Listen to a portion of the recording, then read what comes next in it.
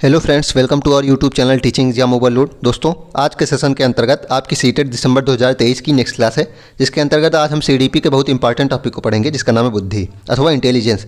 तो आज के सेशन को शुरू करने से पहले हमारी एक रिक्वेस्ट है कि हमारे चैनल को लाइक करें, सब्सक्राइब करें तथा ज़्यादा से ज़्यादा शेयर करें। चलिए फिर बिना किसी देरी शुरू करते हैं। बुद्धि, तो हमारा आज का टॉपिक क्या है? बुद्धि है। अब चलिए देखते हैं बुद्धि के बीच में जो 4-5 कथन है हूबहू, जो पेपर में हूबहू छपते हैं, उसको देख लेते हैं। पहला कथन है कि इंटेलिजेंस समस्याओं को सुलझाने में मदद करती है। इंटेलिजेंस जो होती है, बुद्धि होती है, वह समस्याओं को सुलझाने में मदद करती है। दूसरा कथन देखते हैं कि बुद्धि से ही व्यक्ति तर्क करता है। दूसरा कथन क्या है? बुद्धि से ही व्यक्ति तर्क करता है, थिंकिंग करता है और इमेजिनेशन करता है। तीसरा कथन है कि इंटेलिजेंस एक मल्टी डायमेंशनल है और कठिन योग्यताओं का एक सेट है। ध्यान रखिएगा, जो बुद्धि है वह एक मल्टी डायमेंशनल है और कठिन योग्यताओं अर्थात कॉम्प्लेक्स कैपेबिलिटीज़ का एक सेट है। बुद्धि स्थायी और परिवर्तनशील है। बुद्धि जो है वह स्थायी है और परिवर्तनशील है और बुद्धि अनुकूलन स्थापित करने में मदद करती है। बुद्धि जो है वह अनुकूलन स्थापित करने में मदद करती है। तो ये 5 कथन बुद्धि के हैं जो एकदम हूबहू पेपर में आते हैं। इसको देख लीजिए, फिर से एक बार देख लेते हैं। इंटेलिजेंस समस्या को सुलझाने में मदद करती है, पहला कथन। दूसरा है बुद्धि से ही व्यक्ति तर्क करता है, थिंकिंग करता है, इमेजिनेशन करता है। तीसरा है कि इंटेलिजेंस एक मल्टी डायमेंशनल है अथवा बुद्धि एक मल्टी डायमेंशनल है और कठिन कॉम्प्लेक्स कैपेबिलिटीज़ अथवा कठिन योग्यताओं का एक सेट है। चौथा है बुद्धि स्थायी और परिवर्तनशील है और पांचवा है बुद्धि अनुकूलन स्थापित करने में मदद करती है। मतलब अगर हम किसी चीज़ से अगर अनुकूलन स्थापित करना है, बैलेंस बनाना है, तो उसमें बुद्धि हमारी मदद करती है। चलिए अब आगे देखते हैं, बुद्धि के प्रकार देखते हैं। अब हमारा अगला टॉपिक है बुद्धि के प्रकार। थॉर्नडाइक के अनुसार बुद्धि 3 प्रकार की है। थॉर्नडाइक के अनुसार, थॉर्नडाइक बहुत बड़े मनोवैज्ञानिक थे, उनके अनुसार बुद्धि 3 प्रकार की है। मूर्त बुद्धि, पहली है मूर्त बुद्धि। मूर्त क्या होता है? मूर्त सब जो चीज़ें हम देख सकते हैं, कॉन्क्रीट चीज़ें होती हैं, जो चीज़ें हम देख सकते हैं उसे मूर्त चीज़ें कहते हैं। और जो नहीं देख सकते, जैसे कि हवा आदि, हमारे विचार जो होते हैं वो अमूर्त होते हैं। तो मूर्त बुद्धि पहला है, बुद्धि का पहला प्रकार है मूर्त बुद्धि। मूर्त बुद्धि से अभिप्राय जो चीज़ें हमारे सामने होती हैं, जो मैंने अभी बताया कि मूर्त बुद्धि से अभिप्राय क्या है? जो चीज़ें हमारे सामने होती हैं उसे मूर्त बुद्धि कहते हैं। मूर्त का मतलब प्रत्यक्ष है। जिन चीज़ों को देखकर हम कार्य करते हैं वह मूर्त बुद्धि के अंतर्गत आती हैं। तो मतलब इसमें क्या है? मूर्त बुद्धि के अंतर्गत कौन से कार्य आते हैं? जिन चीज़ों को हम देख कर कार्य करते हैं वह मूर्त बुद्धि के अंतर्गत आते हैं, क्योंकि मूर्त का अर्थ होता है प्रत्यक्ष। जिन चीज़ों को हम देख कर कार्य करते हैं वह मूर्त बुद्धि के अंतर्गत आती हैं। जैसे मैकेनिक, कारीगर मूर्त बुद्धि के उदाहरण, क्योंकि मैकेनिक जो है वह किसी भी चीज़ को, गाड़ी को देख कर ही तो कार्य करेगा। कारीगर जो है वह किसी भी चीज़ को देख के, अगर मान लीजिए कोई शिल्पकार है तो वह अपनी चीज़ों को देख कर ही तो कार्य करता है, तो वह मूर्त बुद्धि के अंतर्गत आ गई। दूसरा है अमूर्त बुद्धि। अमूर्त चीज़ें क्या होती हैं? जिन्हें हम देख नहीं सकते, अब्स्ट्रैक्ट चीज़ें, भावनाएं जो हमारी होती हैं, जैसे दया आदि, दया, क्रोध, ये सब अमूर्त चीज़ें हैं। तो अमूर्त बुद्धि में क्या आता है? जो बुद्धि हमें दिखाई नहीं देती, उस जो भावनाओं और विचारों से संबंधित होती है उसे अमूर्त बुद्धि कहते हैं। कवि, डॉक्टर, चित्रकार अमूर्त बुद्धि के उदाहरण है। तो कवि, डॉक्टर, चित्रकार, कवि अपनी इमेजिनेशन से सारी चीज़ें लिखता है, गद्य और पद्य लिखता है इमेजिनेशन से। डॉक्टर भी अमूर्त बुद्धि का उदाहरण है, क्योंकि वह अपने हिसाब से रोगों को देखता है। चित्रकार के अंदर भी इमेजिनेशन होती है। तो वह जिन लोगों के अंदर अमूर्त विचार, भावनाओं से संबंधित होते हैं उन्हें अमूर्त बुद्धि के अंतर्गत रखा जाता है। तीसरा है सामाजिक बुद्धि। तीसरा है सामाजिक बुद्धि। सोशल इंटेलिजेंस क्या है? चलिए देखते हैं। जो समाज सेवी होते हैं, समाज के लिए कार्य करते हैं, उन्हें सामाजिक बुद्धि में उन्हें रखा जाता है। तो सामाजिक बुद्धि में किन्हें रखा जाता है? जो समाज के लिए कार्य करते हैं, समाज सेवी होते हैं, उन्हें सामाजिक बुद्धि में रखा जाता है। जैसे नेता, व्यवसायी, समाजसेवी, अध्यापक आदि सामाजिक बुद्धि के उदाहरण हैं। चलिए अब आगे देखते हैं। अगला बिंदु है कि 1916 ईस्वी में टर्मन के द्वारा बुद्धि लब्धि का एक संशोधित सूत्र दिया गया, जो कि है मानसिक एज अर्थात मेंटल एज अपान क्रोनोलॉजिकल एज अर्थात वास्तविक एज इंटू 100। तो आईक्यू का सूत्र है ये किसका सूत्र है? ये आईक्यू का सूत्र है। ये आईक्यू का सूत्र है जिसका क्या है? मानसिक एज अपान क्रोनोलॉजिकल एज इंटू 100। इसको कैसे निकालते हैं? जैसे कि उदाहरण देख लीजिए कि प्रश्न देता है कि कोई बच्चा है जिसकी मानसिक उम्र कितनी है? 15 है, लेकिन उसकी वास्तविक उम्र कितनी है? 20 साल है। तो उसका वो निकाला, उसका आईक्यू निकालना है कि उसकी आईक्यू कितनी होगी। तो आप उसका आईक्यू कैसे निकालेंगे? मानसिक एज कितनी है? 15 है और वास्तविक आयु उसकी 20 है और 100 से गुणा कर देंगे, 20 पंचे 100, तो उसकी जो आईक्यू हो जाएगी 75 हो जाएगी। 75 पे कौन आएंगे? 75 पे आएंगे मंद बुद्धि। तो वह मंद बुद्धि बालक है। तो आप कैसे निकालेंगे? इस प्रकार निकालेंगे। आईक्यू का सूत्र टर्मन ने दिया था 1916 में, जो कि है मानसिक एज अपान क्रोनोलॉजिकल एज इंटू 100। चलिए अब देखते हैं आईक्यू और उनकी स्थिति क्या है। तो जिनकी आईक्यू 25 से कम होती है उन्हें जड़ बुद्धि कहा जाता है। जिनकी आईक्यू 25 से कम होती है उन्हें जड़ बुद्धि अर्थात इडियट कहा जाता है। 25 से 49 वाले को मूढ़ बुद्धि कहा जाता है। 50 से 69 वाले को मूर्ख बुद्धि, 70 से 79 वाले को मध्य बुद्धि कहा जाता है। 80 से 89 को समान बुद्धि से नीचे कहा जाता है। 80 से 89 वालों को समान बुद्धि से नीचे कहा जाता है। 90 से 109 को समान बुद्धि अर्थात एवरेज को कहा जाता है। 110 से 119 समान बुद्धि से ऊपर होते हैं ये। 120 से 129 जिनकी आयु होती है उन्हें तीव्र बुद्धि का बालक कहा जाता है या फिर बालिका कहा जाता है। 130 से 139 वाले को प्रखर बुद्धि कहा जाता है। 130 से 139 वाले को प्रखर बुद्धि कहा जाता है। और जो 140 से अधिक होते हैं उन्हें प्रतिभाशाली अर्थात गिफ्टेड बालक कहा जाता है या फिर बालिका कहा जाता है। चलिए अब देखते हैं फिर से एक बार IQ स्थिति देख लेते हैं। 25 से जिनकी कम होती है उन्हें जड़ बुद्धि कहा जाता है। जिनकी IQ 25 से 49 के बीच में होती है उन्हें मूढ़ बुद्धि कहा जाता है। जिनकी IQ 50 to 69 होती है उन्हें मूर्ख बुद्धि कहा जाता है। जिनकी IQ 70 to 79 होती है उन्हें मंद बुद्धि कहा जाता है। 80 to 89 वाले IQ वाले को सामान्य बुद्धि से नीचे और 90 to 109 वाले को सामान्य बुद्धि से सामान्य बुद्धि कहा जाता है। और 110 से 119 वाले को सामान्य बुद्धि से ऊपर, 120 से 129 जिनकी IQ होती है उन्हें तीव्र बुद्धि का बालक या बालिका कहा जाता है।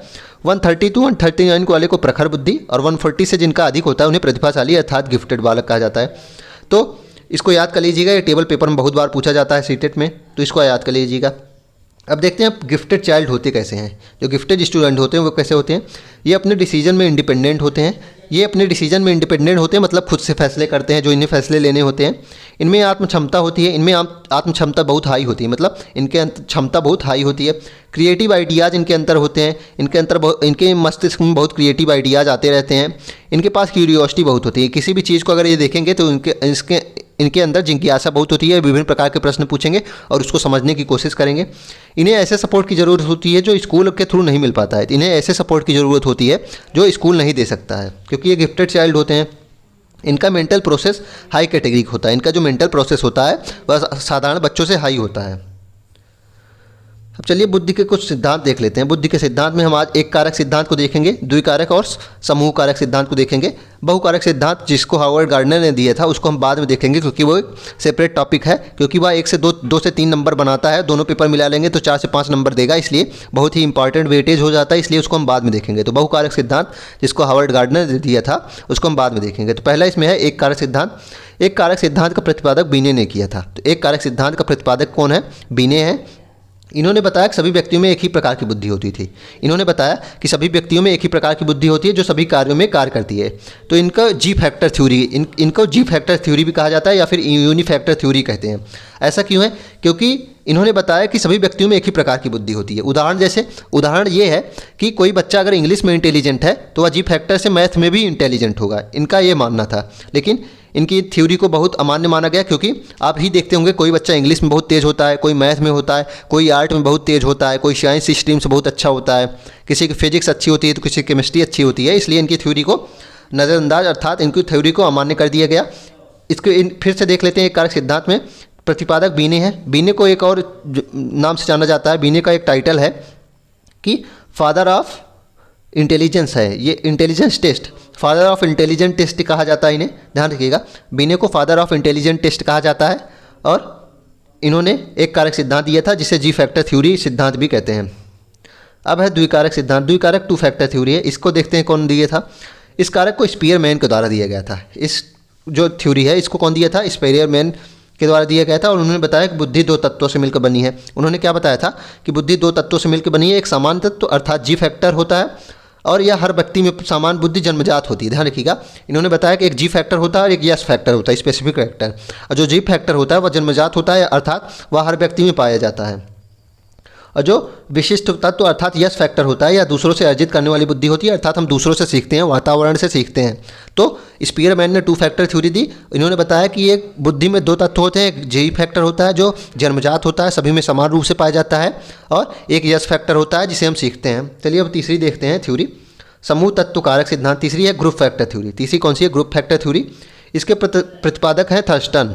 इस थ्योरी के प्रतिपादक कौन है? थर्स्टन है। और इस सिद्धांत के अनुसार बुद्धि कई प्रकार की योग्यताओं का मिश्रण है। इन्होंने बताया था कि बुद्धि कई प्रकार की योग्यताओं का मिश्रण है जो समूहों में पाई जाती है। इन्होंने क्या बताया कि बुद्धि कई प्रकार की योग्यताओं का मिश्रण है जो विभिन्न समूहों में पाई जाती है। तो समूह तत्व कारक सिद्धांत के प्रतिपादक थर्स्टन है, और इनके अनुसार बुद्धि कई प्रकार की योग्यताओं से मिश्रण है और जो विभिन्न समूहों में पाई जाती है। चलिए अब क्विक रिविजन देख लेते हैं।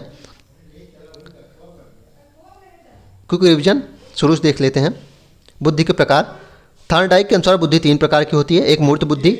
मूर्त बुद्धि जिन चीज़ों को हम देखकर हम कार्य करते हैं उनमें मूर्त बुद्धि पाई जाती है, जैसे मैकेनिक, कारीगर आदि मूर्त बुद्धि पाई जाती है।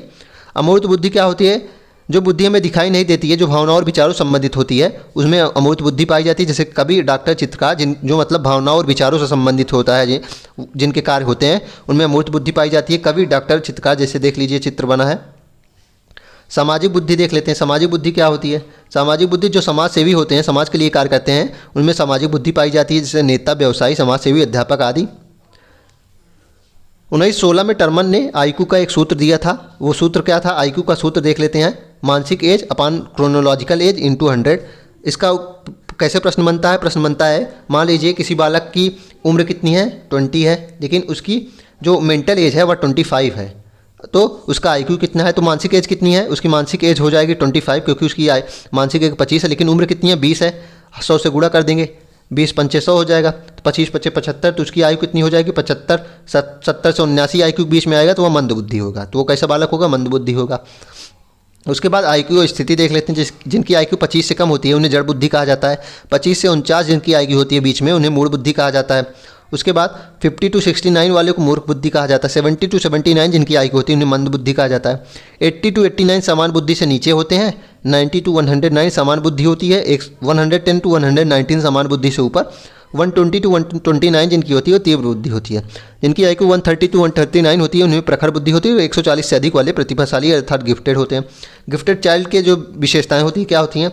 ये अपने डिसीजन में इंडिपेंडेंट होते हैं। अपनी जो डिसीजन लेते हैं वह खुद ही लेते हैं। इनमें आत्म क्षमता बहुत हाई होती है।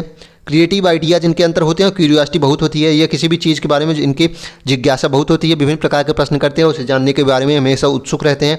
इन्हें ऐसे सपोर्ट की ज़रूरत होती है जो स्कूल और के थ्रू नहीं मिल पाता है। इन्हें कुछ ऐसे, क्योंकि विशिष्ट क्षमता वाले होते हैं इसलिए इन्हें ऐसे सपोर्ट की ज़रूरत होती है जो स्कूल में नहीं मिल पाता है। इनका मेंटल प्रोसेस बहुत हाई कैटेगरी का होता है। अब बुद्धि के सिद्धांत में एक कारक सिद्धांत, इसके प्रतिपादक बिने हैं। ध्यान रखिएगा, बिने को फादर ऑफ इंटेलिजेंट टेस्ट भी कहा जाता है। इसको नोट कर लीजिएगा। बिने को क्या कहा जाता है?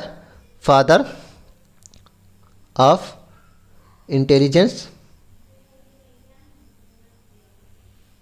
टेस्ट। इन्हें क्या कहा जाता है? फादर ऑफ इंटेलिजेंट टेस्ट कहा जाता है। और इन्होंने कहा था कि सबके बुद्धियों में एक जी फैक्टर पाया जाता है जो सबके समान रूप से कार्य करता है। जैसे कि बच्चा अगर कोई इंग्लिश में इंटेलिजेंस होगा तो वह जी फैक्टर के कारण मैथ में भी इंटेलिजेंट होगा। लेकिन इनकी इस थ्योरी को नहीं माना गया, क्योंकि आप अगर वैसे भी देखिए प्रैक्टिकल रूप से तो कोई बच्चा इंग्लिश में मजबूत होता है, कोई मैथ में, विभिन्न प्रकार की, कोई आर्ट में मजबूत हो जाता है, कोई क्रिएटिव चीज़ों में मजबूत होता है। इसलिए एक कारक सिद्धांत जिसके प्रतिपादक बिने हैं उसे अमान्य कर दिया गया।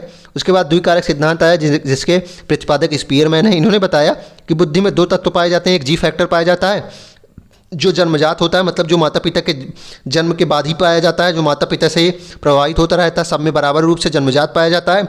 और एक यश फैक्टर होता है जिसे सीखा जाता है। उसके बाद समूह तत्व कारक सिद्धांत जिसके प्रतिपादक थर्स्टन है। और इस सिद्धांत के अनुसार बुद्धि कई प्रकार की योग्यताओं का मिश्रण है जो विभिन्न समूहों में पाई जाती है। चलिए फिर इसी के साथ सेशन को हम समाप्त करते हैं। आशा करता हूँ कि आपको ये सेशन पसंद आया होगा।